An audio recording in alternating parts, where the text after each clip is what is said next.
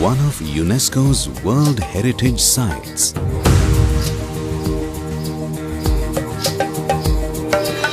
Home for rare and endemic plants and animals.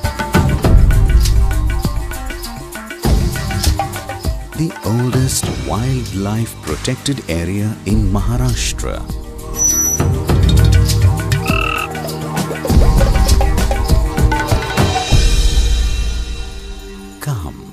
Let's explore Land of the Gaur.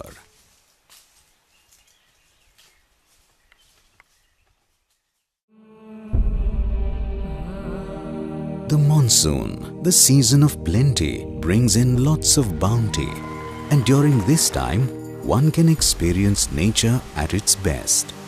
The best place in India to experience this melodrama is, of course, the Western Ghats, one of the biodiversity hotspots in the world.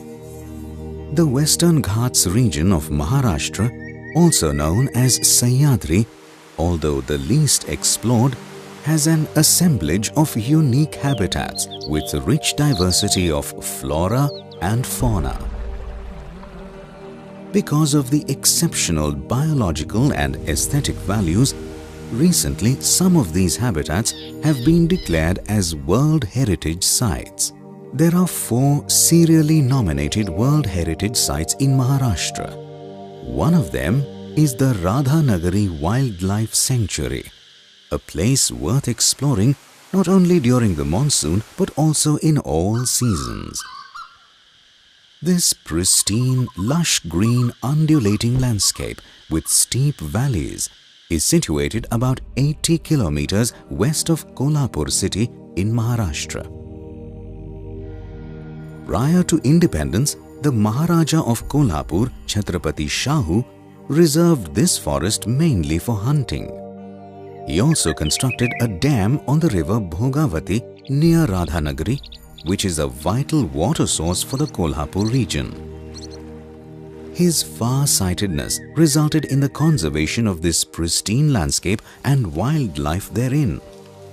In 1958, part of this forest was declared as the Dajipur Wildlife Sanctuary, the first wildlife protected area in Maharashtra. In 1985, the entire catchment areas of the Radhanagari Dam and the newly constructed Kalammavadi Dam were added, and it was notified as the Radhanagari Wildlife Sanctuary, covering an area of around 351.16 square kilometers. The forest is predominantly semi-evergreen with undisturbed and thick evergreen patches locally known as dung. Notable among these are Kala dung and Patyatsa dung. Apart from these, there are many open grasslands inside the forest, which are grazing grounds for herbivores in this sanctuary. The most unique feature of this landscape is the presence of large, exposed lateritic plateaus, locally called sada. These unique geological formations are seen mostly on top of the mountains and are flat with scanty vegetation in summer, but they metamorphose into a picturesque landscape during the monsoon.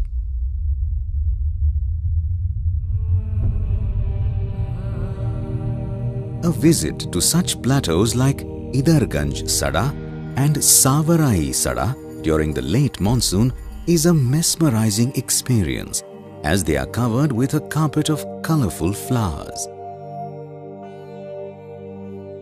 Some of the forest patches have been traditionally protected by the locals due to their religious and cultural values. These are locally called Devarai. Due to this high level of protection and the least amount of disturbance, these patches are presently the gene pools for various species that are threatened.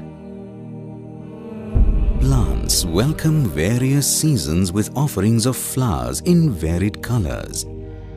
The Radhanagari Wildlife Sanctuary has good floral diversity, from tiny grasses to huge trees, a paradise and treasure trove for plant enthusiasts.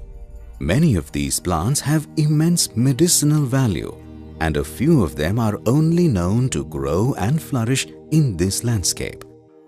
These plants bloom across various seasons and also use a variety of substratum, from the trunks of large trees to rocky crevices.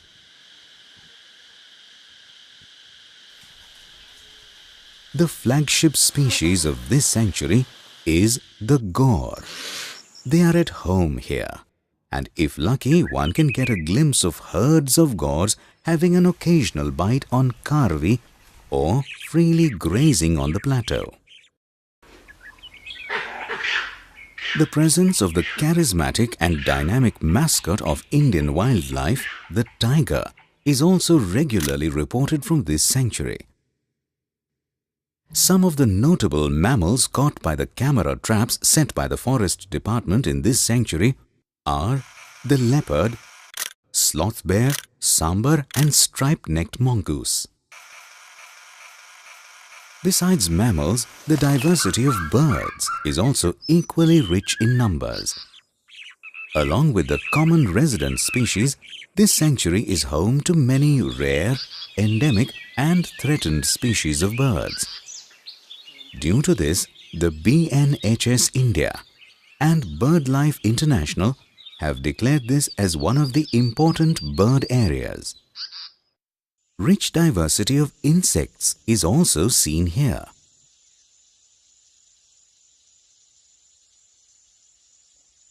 Among them, butterflies are the most conspicuous and colorful insects. During early winter, sightings of large congregations of butterflies can be an additional bonus.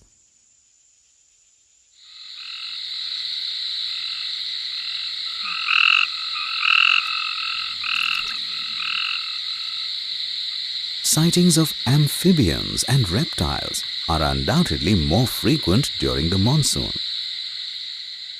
The sanctuary has rich and unique diversity of amphibians and reptiles. The presence of the only known geckos in India, with iridescent scales aptly named Kolhapur dwarf gecko, is reported from this sanctuary.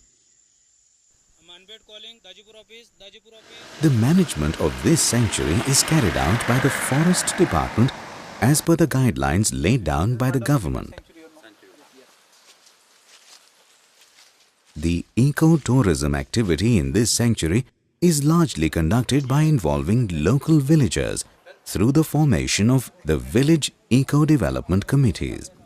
This sanctuary attracts a large number of serious and amateur nature enthusiasts and tourists as well.